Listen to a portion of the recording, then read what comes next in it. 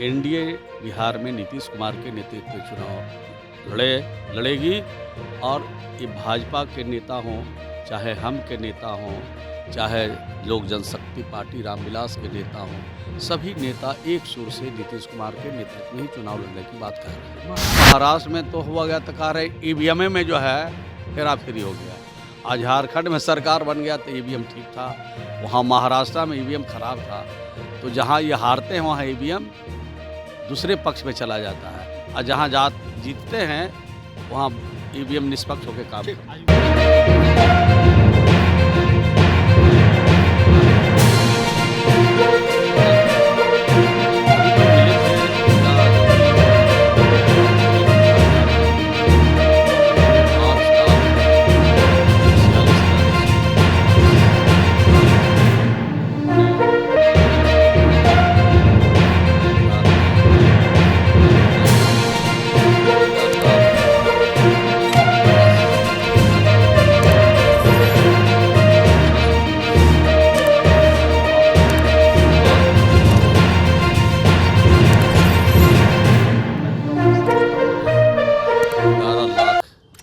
अभी जो बचे थे उसमें से हमको उन्होंने 5,46,190 आवास उन्होंने दिया।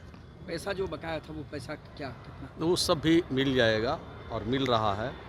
अब पैसे की भी दिक्कत नहीं होगी, और प्रधानमंत्री आवास योजना में जो लोग प्रतीक्षा सूची में हैं उनको भी अब कोई परेशानी नहीं होगी, सबको अपना घर अपना छत मिलेगा। सवाल है, तेजस्वी यादव यात्रा पर निकले हुए हैं और माई बहन मान योजना की उन्होंने शुरुआत करने की बात कही है। 2500 रुपये देंगे महिलाओं को सरकार बनने पर। जब उनको मौका मिलता है तो अपने परिवार को देखते हैं, और जब मौका जनता नहीं देती है तो माँ बहन को देखने लगते हैं। किस माँ बहन को उन्होंने लोकसभा में टिकट दिया? एक टिकट अगर किसी महिला को मिला तो अपनी बहन को उन्होंने दिया। अपने जब चुनाव विधानसभा के लड़ते हैं तो अपने भाई को देते हैं। तो उनको अपने परिवार से फुर्सत मिलेगी तब ना माँ बहन को देखेंगे। और नीतीश कुमार जी तो 19 सालों में जितना माँ बहन को देखना है वो तो ऊंचाई पर पहुंचा दिया। तो कह रहे हैं कि नौकरी हमने दी, हम आए तो दिया गया। तो नौकरी उन्होंने दिया। नीतीश कुमार जी 19 साल से बिहार की सरकार में बिहार के मुख्यमंत्री हैं, और जिस विभाग का मैं मंत्री हूँ, ग्रामीण विकास विभाग में 10,63,000 स्वयं सहायता समूह बनी है, और गांव की गरीब महिलाएं हैं, किसी प्रकार से सक्षम है, और उनको आत्मनिर्भर बनाने का काम नीतीश कुमार जी ने किया। 1,31,00,000 परिवार को अभी तक हम लोग इसमें शामिल किया है। अब 1,31,00,000 परिवार के सामने न कोई भूखमरी की स्थिति है, न दूध जोन की रोटी के लिए किसी के सामने हाथ पसारना है, और न कोई उत्सव और बच्चों की पढ़ाई और दवाई के लिए किसी के महाजन का भी सहारा नहीं लेना है। तो 1,31,00,000 परिवार आज आत्मनिर्भरता की तरफ बढ़ रहा है, और ये साबित करता है कि नीतीश कुमार जी की महिलाओं के लिए जो सोच है, महिलाओं की तरक्की का, महिलाओं को आगे बढ़ाने का, वो काबिल तारीफ़ है। इतना ही नहीं है, हम लड़कियों को साइकिल योजना से भी आच्छादित किया है। जहाँ लड़की साइकिल से नहीं चलती थी उनको 3,000 रुपया साइकिल से मिलते थे। और इन बेटियों को पढ़ा लिखा करके घर में चूल्हा फूंकने के लिए नहीं, नीतीश कुमार जी ने कहा कि 1 से 5 तक जो हमारे स्कूल हैं उसमें हमारा 50% लड़कियों को आरक्षण दिया, और सब में 35% आरक्षण दिया। आज तो बेटियां हर स्कूलों में, हर जगह पर नौकरी पा रही हैं, काम कर रही हैं। देश का पहला राज्य बिहार है जहां 30,000 से ज़्यादा बेटियों को डीएसपी बहाल किया है, उनको हमने दरोगा बहाल किया है, उनको सिपाही बहाल किया है। उस योजना से वो कह रहे हैं कि हम सरकार बनाने जा रहे हैं। कौन? तेजस्वी यादव 2025 महागठबंधन की सरकार तो अरे भाई, अभी तो विधानसभा में जब चुनाव लड़ रहे थे तब सरकार बना रहे थे, और विधानसभा के बाद अभी जो चुनाव हुआ उस 4 सीट पे 4 सीट वो जीत रहे थे। तो उनके बोलने का क्या मतलब है? बिहार की जनता तय करती है, कोई पॉलिटिकल पार्टी, कोई नेता तय नहीं करता है कि मैं सरकार बनाने जा रहा हूँ। जिसको जनता का आशीर्वाद प्यार मिलेगा वही बिहार में राज करेगा, वही देश में राज करेगा। प्रशांत किशोर इतना हमलावर क्यों है? प्रशांत किशोर इतना हमलावर क्यों है नीतीश कुमार? आपको लगता है कि एक फैक्टर होंगे, आप लोग प्रशांत दिक्कत किशोर करेंगे, खतरा पैदा करेंगे? नहीं, प्रशांत किशोर के बारे में ज़्यादा असेसमेंट आप ही लोग कर सकते हैं। हम लोग तो असेसमेंट कर चुके हैं। हम तो पहले दिन से उनके कार्यों का समर्थन नहीं करते हैं।